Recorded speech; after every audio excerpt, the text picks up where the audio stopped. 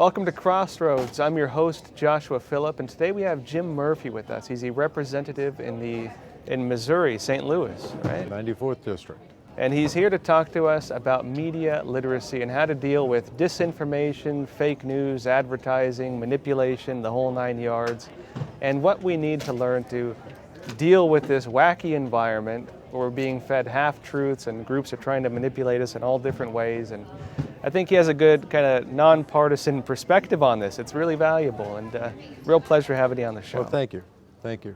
So tell us about what you're working on right now. Well, I became interested in media literacy based on what's happening in our world today, and that everybody is jumping to conclusions, and whether you be left or right, we all have our the talking points, so to speak, of the world that we're in. But not only that, our kids are being inundated with information. It comes to them in so many different forms. It comes to them from the film industry, it comes from social media, the internet, Twitter, and all of these things. And all of this information comes to our kids, and they're not prepared today to process this information. You know, the advertisers take advantage of different colors and texts and different messages to manipulate them into thinking, you know, taking their product is the best thing in the world. Yeah, Edward Bernays' propaganda, he talks very directly about how to manipulate people. And he talks about how learning to manipulate people through advertising is one of the most powerful forces you have in government and everything. Right. And that now is in our day-to-day life with pop-up ads and banners and so forth. You know, they're constantly throwing information at us, and our kids are not prepared for this. And it's not going to stop. You know, we're not going to change the Second Amendment and stop news medias from saying what they're saying or advertisers from doing what they're doing. But what we can do is prepare our kids for it. A good example is if you give a class to a group of students on alcohol advertising and explain to them how they're doing it to make them want to drink, they'll walk out of the class going, well, they're not going to get me next time because now I know what they're doing. And we need to do that in every way, and we have to prepare them early. You know, this is a first grade on, because the future is they're going to get more and more information, they're going to get it from sources, and we've got to teach them not to jump to the first conclusion, not to jump on the first bit of information, but to wait and let the story unfold till the truth comes out. Because today, everybody's jumping on that first thing they hear, and then they take sides, and then we become a divided country. I think an informed country and the kids that can process properly are going to be the kids of the future that can really do some good for us. So I'm preparing a bill that will put together a blue ribbon panel that will develop a curriculum for our schools in Missouri that will teach kids how to process the information they're receiving, because I think it'll make us a much brighter future. And that's interesting. It's a point that it's true. People jump to conclusions. You have a lot of media reports. As we were talking off camera a bit, that we talk about fake news. A lot of it's not purely fake, but it's incomplete. And I mean, some of it we probably might be fake. It's from anonymous sources and those things. But even learning how to look at what the sourcing is, whether something is reliable and whether it's dependable or, for sure, for example. Yeah. Right? These are different. Well, in the cable news, they don't necessarily have fake news, but they'll take sides with the incomplete information and run with it. You know, today's the bombshell is going to end it, and then 2 weeks later it's a nothing. And, what they call them, nothing burgers. And how many times have we seen that? Over and over and over and over again. Yeah, and one thing I've written about in my own work is this idea of keeping people in this state of constant. So when you talk about Bernays and propaganda and these things, one of the principles is emotional manipulation and emotional memory. And so what happens with, say, new journalism, where you're leading people through emotional experiences constantly? You're constantly, making them feel rage. You're constantly making them feel, empathize with certain political issues. It's that regardless of whether the story is proven true or false, they have an emotional memory. Right. And so that image, just like Pavlov's dog, right, where they had this dog that could salivate at the sound of a bell because they had conditioned it to react that way to that stimuli. a lot of people these days are conditioned to react to certain news topics, right, in a certain way, because the news topic becomes the stimuli. So they might feel empathy for a certain issue, they might feel hatred towards a certain issue, depending on how the media has taught them emotionally to react to it. Exactly, and even when they're faced with the facts that their information is wrong, they still can't change their mind because they've been conditioned. So we've got to teach our children not to be conditioned. So you're exactly right.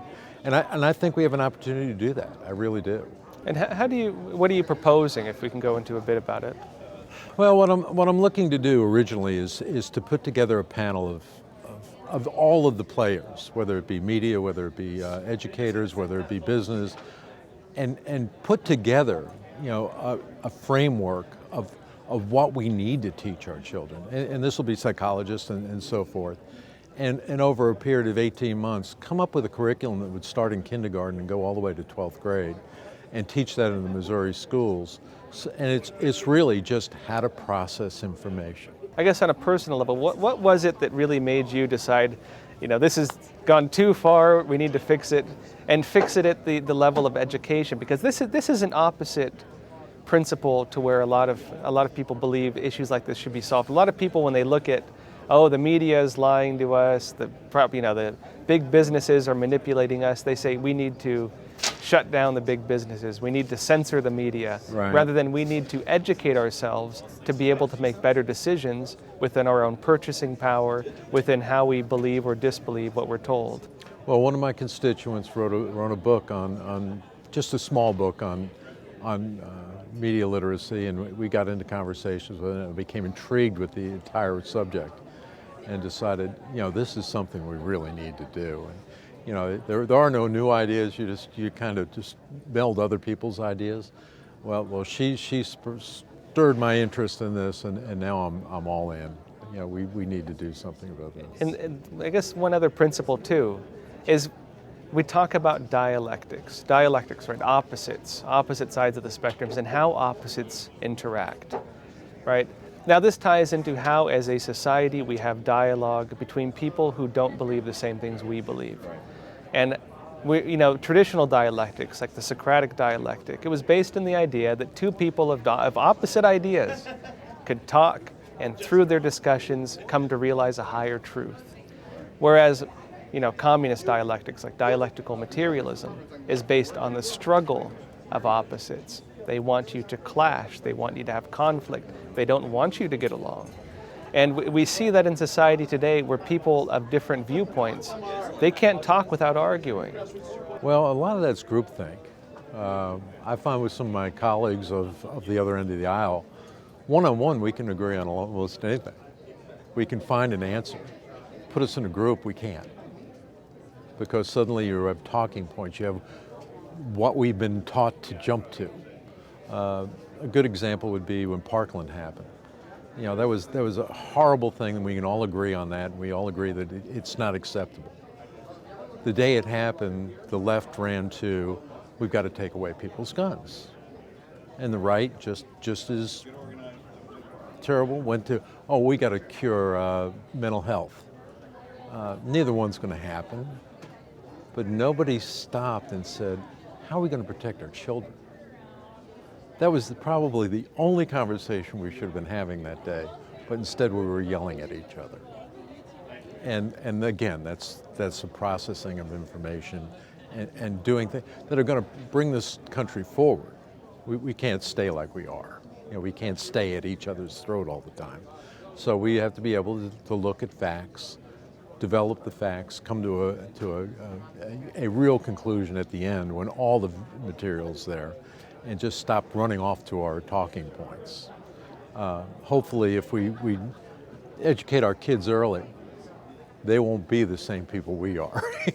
They'll be much better off. So where can people learn more about this? Well, right now it's a bill in works. It'll be in December. We will file the bill, and then we'll debate it. And I'm on my website. I'll be putting up more information as it comes, and that's citizensformurphy.com. Or citizens from Missouri, I'm sorry. Yeah, maybe that could be the next one. Yeah, that might be the next one. Yeah. Oh, great. Real pleasure having you on the show. Well, It's thank you for important having me. topics. I Thank appreciate you. it. Thank you. And everyone, please remember to like and subscribe. See you next time.